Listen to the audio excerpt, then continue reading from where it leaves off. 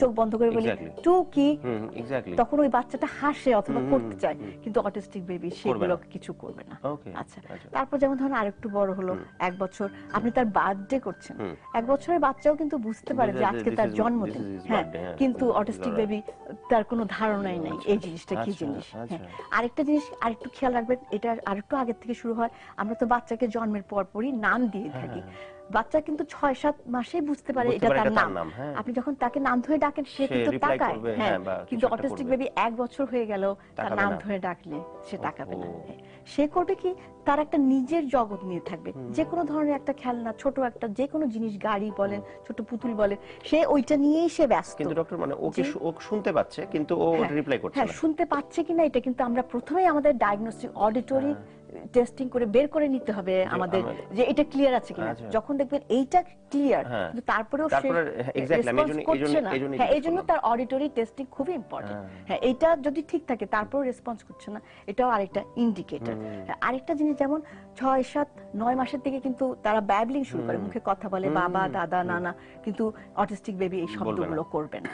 আচ্ছা, তারপর 1.5 বছর যখন হয়ে যায় তখন তো একদম তারা 3-4টা শব্দ অ্যাড করে একটা সেন্টেন্স বলা শুরু করে, কিন্তু অটিস্টিক বেবির ওটা হওয়ার কোনো সম্ভাবনা নাই। সেই জন্য এই যে 1.5 বছরের আগে যত তাড়াতাড়ি আপনি তাকে ডায়াগনোসিস করতে পারবেন, তত তাড়াতাড়ি আমরা ইন্টারভেনশন করতে, ঠিক চিকিৎসা বলি না এটা, এটাকে আমরা বলি ইন্টারভেনশন। আচ্ছা, ইন্টারভেনশন কি করতে পারি, যেমন ছোট বাচ্চাগুলো যে 9 মাস থেকে 1 বছর, আমরা তার সাথে আমরা এটাকে আমরা বলি ABA therapy, ABA advance behavioural analysis therapy. এই যে বাচ্চাটা, আপনি তাকে একটা গাড়ি দিলেন অথবা একটা ট্রেন দিলেন, ট্রেনটা শব্দ করে ঘুরছে, কিন্তু তার কোনো রকমের কোনো রেসপন্স নেই।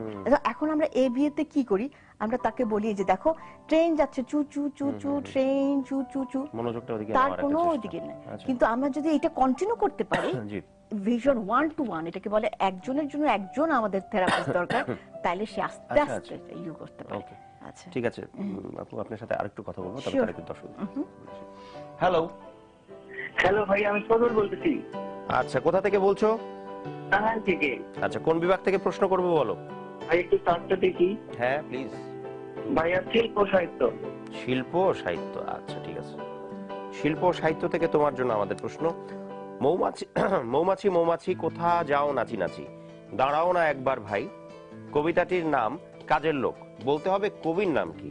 ক গিরীন্দ্র মোহিনী দাস, খ সত্যচরণ সেনগুপ্ত, গ নবকৃষ্ণ ভট্টাচার্য। ভাইয়া গ নবকৃষ্ণ ভট্টাচার্য। অ্যাবসলিউটলি কারেক্ট, 500 টাকা তোমার জন্য। দ্বিতীয় প্রশ্ন, কোন সঙ্গীত শিল্পী সঙ্গীত সাধনা ছাড়াও অভিনয়ের জন্য বিখ্যাত ছিলেন? ক ইন্দিরা দেবী চৌধুরানী, খ ইন্দুবালা দেবী, গ ইন্দ্রমুখী। ভাইয়া জি, ইন্দিরা দেবী চৌধুরানী। ক নামটা বেশ অভিনেত্রীর মতো না?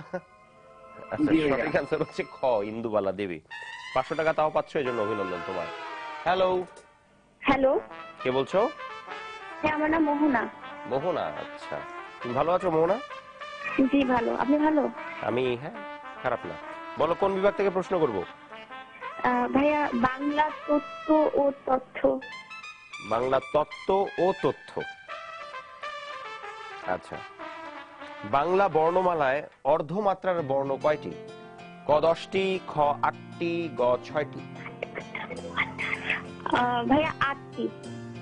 কে বললো? ভাইয়া টাকাটা আমি ওকেই দিব, যে বলেছে তাকে দিব। তুমি তো শুধু শুনে বলেছো, কিন্তু একজন জেনে তোমাকে বলেছে, সে কে? ভাইয়া আমি বলছি। নাম বলো, বা যে বলেছে বলো, না হলে মিথ্যে কথা বলাটা ঠিক না। আমার কান ভয়ঙ্কর রকম শার্প। ভাইয়া আমার ছোট বোন ছিল, ও বলছে। এটা হলো লাইভে ধরা খাওয়া, সরাসরি অনুষ্ঠানে ধরা খেয়ে গেলে। যাই হোক, তোমার বোন হোক তুমি হোক, তোমাদের অভিনন্দন। 500 টাকা তোমার জন্য, তোমার বোনের জন্য। ফিসফিস করে বলার দরকার নেই, এখন যখন জানি আমরা যে দুইজন খেলছো, জোরে জোরে বলতে পারো। তোমার এটা, এই কথাটা বললাম তোমার ছোট বোনের উদ্দেশ্যে। আচ্ছা, নিচের কোনটি, আর একটা জিনিস মজার বিষয় হচ্ছে, ফিসফিস করে বললে অনেকে মনে করে যে এটা শোনা কম যাবে, এটা কিন্তু বেশি শোনা যায় কিছু কিছু ক্ষেত্রে। নিচের কোনটি উপসর্গ নিষ্পন্ন শব্দ? ক মাতা পিতা, খ অভিমান, গ রাখাল। ভাইয়া খ অভিমান। আচ্ছা, আগের কথায় আমার কোনো কথায় অভিমান করনি তো? না অভিমান ভাইয়া। করো না। আচ্ছা, উত্তর সঠিক। আরো 500 টাকা তোমার জন্য। 1000 টাকা হয়ে গেছে। এবার তৃতীয় প্রশ্ন করব কিনা বলো, তাতে 2000 টাকা পাবো। হ্যাঁ ভাইয়া, হ্যাঁ ভাইয়া। আমি আন্ডারলাইন হচ্ছে এই ওয়ার্ডটাতে, সাদা মেঘে বৃষ্টি হয় না, মেঘেতে আন্ডারলাইন। নিম্নরেখ শব্দটি কোন কারকে কোন বিভক্তি? ক অপাদানে সপ্তমী বিভক্তি, খ অধিকরণে সপ্তমী বিভক্তি, গ করণ কারকে সপ্তমী বিভক্তি। বলো। ভাইয়া সাদা মেঘে বৃষ্টি হয় না। Exactly, exactly. মেঘে, মেঘে, মেঘে। হ্যাঁ, সহজ। আচ্ছা ভাইয়া এটা হচ্ছে অপাদান কারকে। একদম ঠিক আছে, কিন্তু অপাদানে সপ্তমী বিভক্তি উত্তর সঠিক। 2000 টাকা পুরোটাই তোমার জন্য, তোমার বোনের জন্য। আচ্ছা, এখন আমরা অনুষ্ঠানের প্রায় শেষ প্রান্তে চলে এসেছি, আমরা আর কোনো কল নিচ্ছি না, শুধু আপনার সাথে শেষ কিছু আলাপ আছে।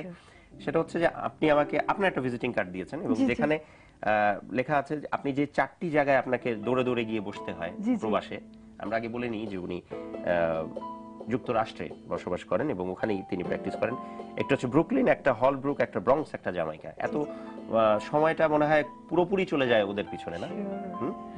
এবং এত ব্যস্ততা কিভাবে, মানে এই সময়গুলো কিভাবে বের করেন?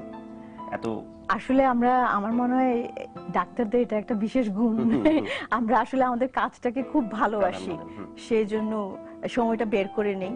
আর আমার 4টা জায়গা বের করার কারণ হচ্ছে আমি নিউ ইয়র্কে একটু বাঙালি কমিউনিটিকে সার্ভিস দিতে চাই, সেই জন্য ওখানে চাইল্ড সাইকিয়াট্রির খুবই একটু অভাব আছে। সেই জন্য আমি একটু যে সমস্ত জায়গায় বাঙালিরা আছে ওই সমস্ত জায়গায় একটু বসার চেষ্টা করি। আচ্ছা জি, এবার last but not the least, আমার মনে হয় অনুষ্ঠানের প্রায় শেষ প্রান্তে এসে শেষ প্রশ্ন করছি। সেটা হচ্ছে যে একটা হসপিটালের কথা আপনি আমাকে বলেছিলেন যখন ব্রেক ছিল, সেটা নিয়ে একটু জানতে চাই। আমাদের দেশে একটা হসপিটালের কথা আপনি আসলে বলতে চাচ্ছি, আসলে আমি আসলে সৌভাগ্যবান যে আমি পৈতৃক সূত্রে কিছু জমি পেয়েছি, 14 কাঠা জায়গা পেয়েছি। সেখানে আমি প্ল্যান করেছি 14 তলা একটা হসপিটাল হবে। সেখানে একটা বিশাল অংশ আমি অটিস্টিক বেবিদের জন্য উৎসর্গ করতে চাই এবং সেই অংশটার নাম হচ্ছে multi speciality wellness centre for autistic children. এখন সেই জায়গাটাতে আমার বিশেষ ইচ্ছে থাকবে, সেটা হচ্ছে অটিস্টিক বেবিদের যেহেতু আমরা কিওর করতে পারছি না, আমরা যেন তাদেরকে কিছু স্পেশাল থেরাপি দিতে পারি। যেমন ধরেন নাম্বার 1 হচ্ছে আপনার স্পিচ থেরাপি। তাদেরকে যদি আমরা আর্লি, সেই 15 মাস আগেই যদি কিছু ভাষাটা শেখাবার চেষ্টা করতে পারি, তাহলে কিন্তু তারা অনেক আর্লি ইন্টারভেনশনের পার্ট। আর্লি ইন্টারভেনশনের পার্ট হচ্ছে আপনার স্পিচ থেরাপি, এবিএ থেরাপি যেটা বললাম, আর একটা হচ্ছে বাবা মাকে কিছু শেখানো যে কিভাবে তাদের সাথে কিভাবে ডিল করতে হবে। কারণ বাবা মাদের জন্য এটা কিন্তু ভীষণ চ্যালেঞ্জিং এবং স্ট্রেসফুল একটা জব, কারণ সে 24 আওয়ার্স একটা এই ধরনের বাচ্চার মুখোমুখি হচ্ছে।